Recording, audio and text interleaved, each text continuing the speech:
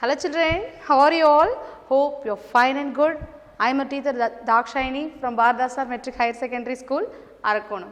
Children, today we are going to see 10th standard biology. Chapter 15, what is the name of the chapter children? Nervous system.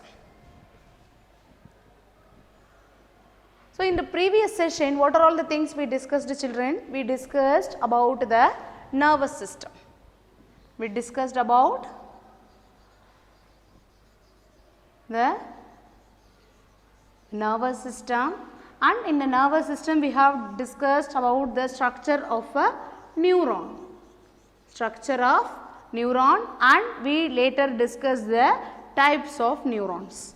How the neurons are classified based on their structure, types of neurons.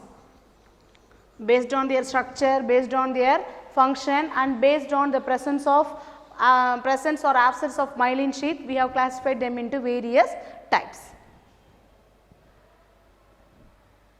In this session, we are going to study about the parts of the brain.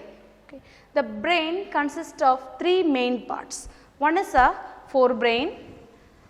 This is a forebrain. Forebrain, it is the largest part of our brain. This pink color, just this pink color is a forebrain. And midbrain, this yellow color denotes the midbrain, and the midbrain is between the forebrain and the hindbrain, and this orange color denotes the hindbrain. So, what are the three parts of the brain children? Forebrain, first one is forebrain,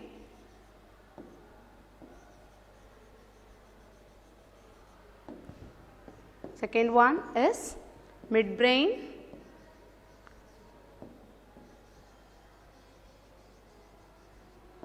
and finally what is the last one?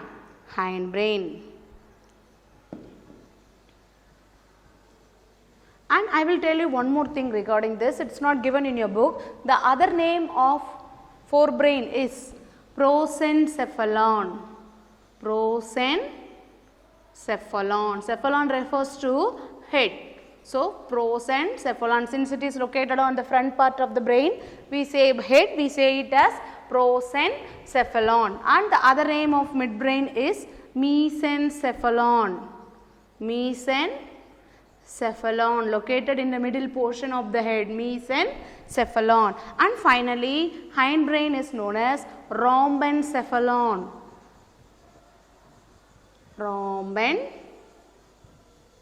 Cephalon. So, what are the three parts of the brain children? Forebrain, midbrain and hindbrain. And now we are going to see the parts of the forebrain. Forebrain consists of two main parts. First one is a cerebrum. Cerebrum, it is the largest portion of our brain. It is the largest part of our brain, and majority of our brain is consists of cerebrum only. The another part of the forebrain is diencephalon. Di means what? Two. So, two parts. The diencephalon is again divided into two parts. One is the thalamus. And the another part is the hypothalamus. So, we shall see where it is located later. So, what are the parts of the forebrain children? Cerebrum and diencephalon. Diencephalon again divided into thalamus and hypothalamus. And next we are going to see about the parts where it is located. So, the first, this portion, it is a cerebrum. What is this children? This is a cerebrum. So, this is a cerebrum, and where it is, next part is a thalamus. So, this part is a thalamus, and below to the thalamus, this region is a hypothalamus. So, what are the three parts of the brain?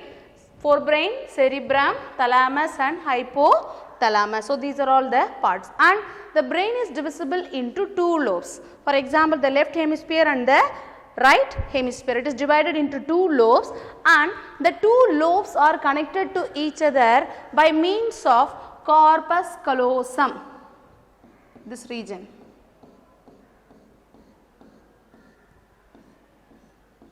What is this region called, children? The shaded region is a corpus callosum. Corpus callosum. They will ask in 1 mark. The right and the left hemispheres of the brain are connected to each other by means of corpus callosum. So, this is the straight view. This is a cross view of a brain. And next, the cerebrum, the largest part of the brain, is divisible into 2 regions. One is a cerebral cortex and another one is the cerebral medulla. Cerebral cortex in the sense in the outer part. So, this is a cerebral cortex. This is the cerebral cortex. The outer part is a cerebral cortex. So, the cerebrum is again divided into 2 regions, cerebral cortex and cerebral medulla.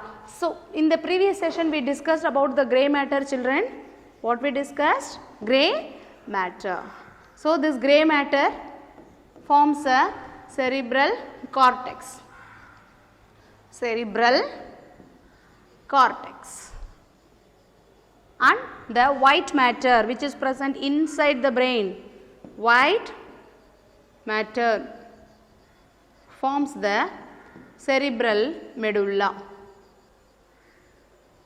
Cerebral medulla.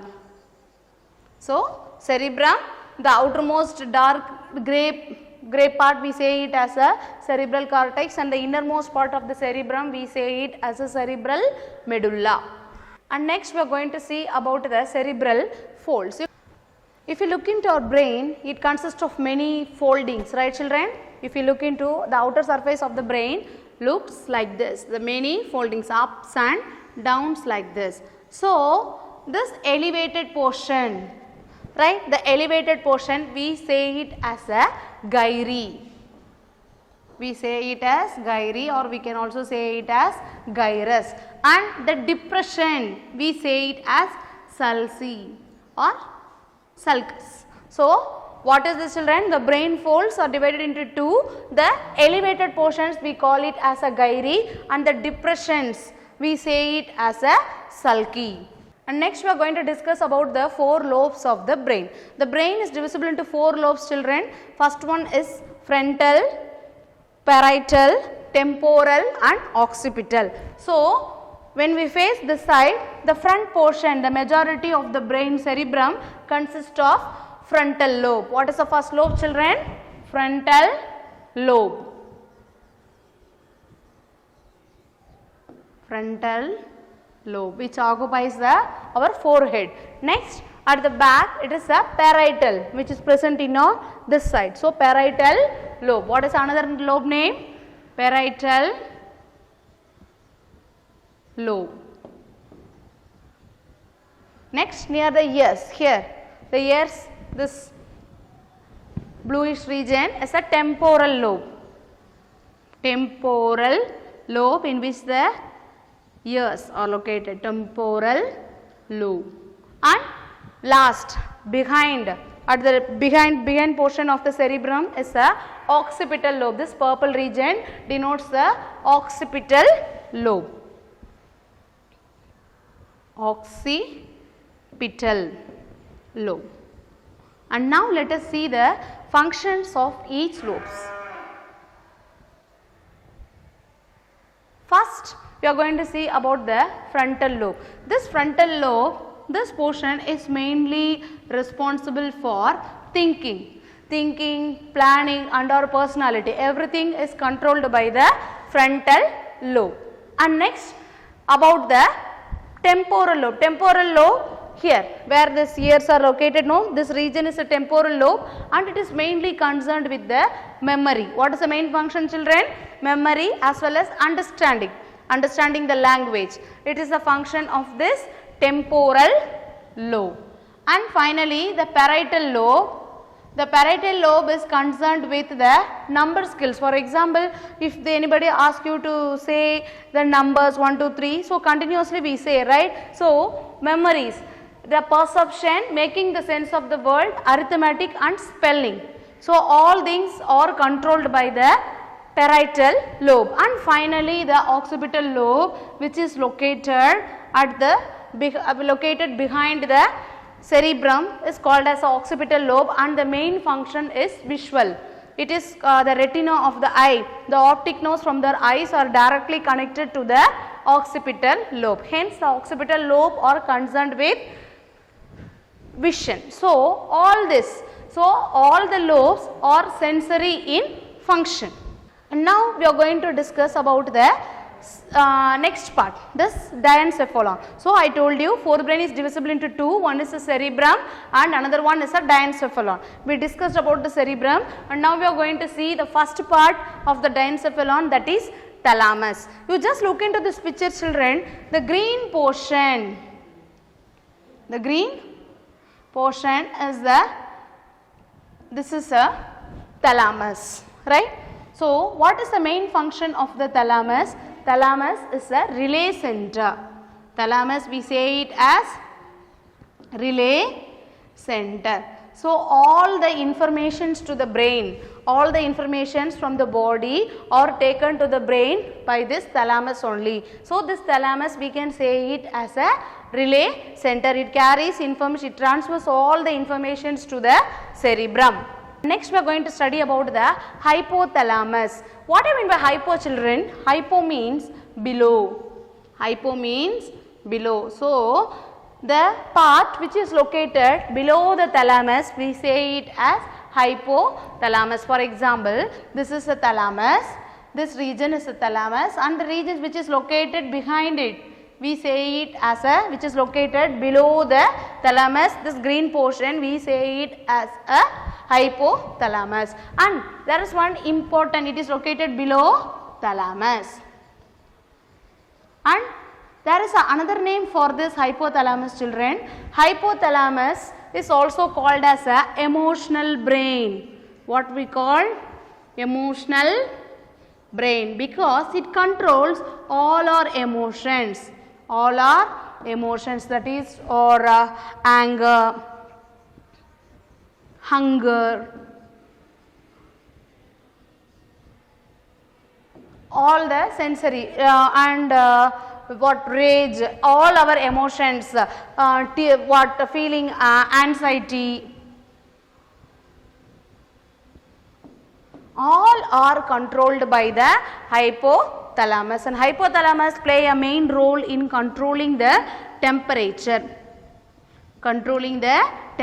Hence, the hypothalamus can be also called as the thermoregulator. So, what is hypothalamus, children? Hypothalamus is located below the thalamus. It is also called as the emotional brain because it controls majority all the emotions of our brain. All our emotions are controlled by the hypothalamus, and it also controls the temperature. And apart from this, the hypothalamus is connected to a pituitary. What is our pituitary? Pituitary is the endocrine gland, right? All the secretions of our body are due to this pituitary. This pituitary is controlled by the hypothalamus. This pituitary is controlled by the hypothalamus. So, if there should be a hormone increase in the hormone secretion or decrease in the hormone secretion, this pituitary receives command from the hypothalamus only. So, this is the functions of hypothalamus. And next, we are going to see about the midbrain. Midbrain, just look into this, children, this region below the hypothalamus and above the hindbrain, we say this region as a midbrain, right? What is the other name of midbrain? I said midbrain is otherwise called as mesencephalon. Mesencephalon, yes, very good. Mesencephalon, and it has 4-lobed region. It has a 4-lobed structures like this, and hence it is called as, inside it they have, in the midbrain possess the 4-lobed structure called as corpora quadrigemina. What is the structure? Corpora quadrigemina. Corpora quadrigemina. So, this midbrain is mainly concerned with two things. One is vision as well as hearing, that is auditory. Vision as well as hearing is done by this, is controlled by the midbrain, corpora quadrigemina. So for children, what are the things we discussed? We discussed about the forebrain.